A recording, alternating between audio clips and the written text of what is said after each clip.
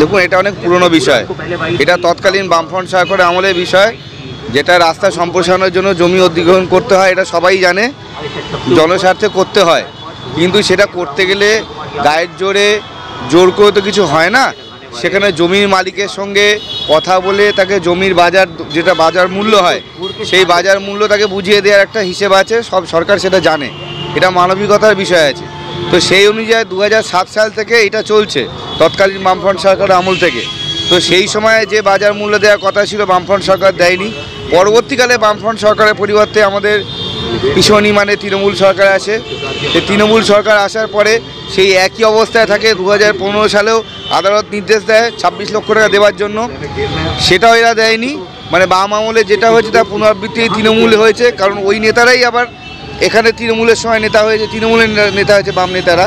তাই নীতি একই আছে, আদর্শও একই আছে, শুধু রং আর ওই চিহ্নটা পাল্টেছে, সিম্বলটা পাল্টেছে। এটা কি লজ্জা নয়? বলুন, এটা কি লজ্জা নয়? এটা লজ্জা তো বিষয়, কারণ এই সরকার তো নির্লজ্জ।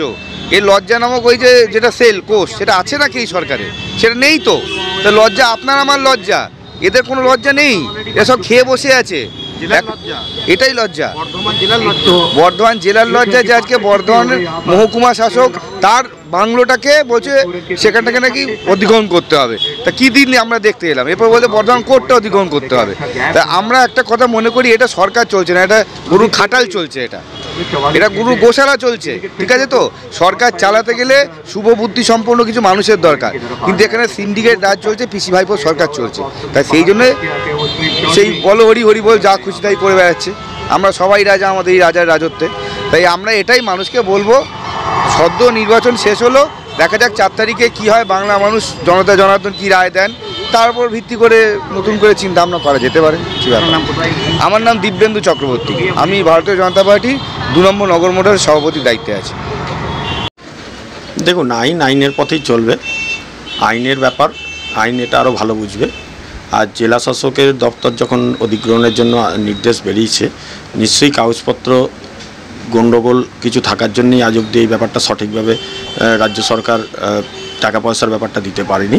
যদি কাগজপত্র না সঠিক থাকে, নিশ্চয়ই সরকার এটা নিয়ে ভাবনা চিন্তা করবে। 2007 সালে এক জমিদাতা জমিদার করেছিলেন, তিনি লড়াই করে 2023-এ রেজাল্ট বেরিয়েছে, তাদের জন্য কী বলতে, সেই পরিবার এতদিন যে ভুগছে?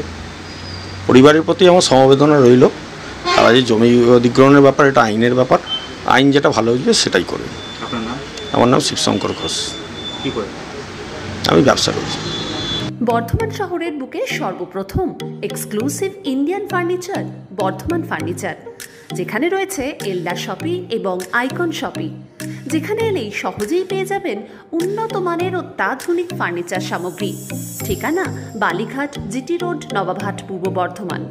যোগাযোগ 7001416479। ড্রিম লাইফ হসপিটাল, রাজ কলেজ মোড়, জিটি রোড, পূর্ব বর্ধমান।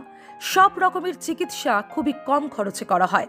হসপিটালে রয়েছে নানান অত্যাধুনিক মেশিনপত্র, রয়েছে স্বাস্থ্যসাথী কার্ডের সুব্যবস্থা। যোগাযোগ 7319525110। Bengal Fifth Hospital, the first fully NABH accredited multi-speciality corporate hospital with affordable and quality healthcare services. Have faith, Bengal Faith.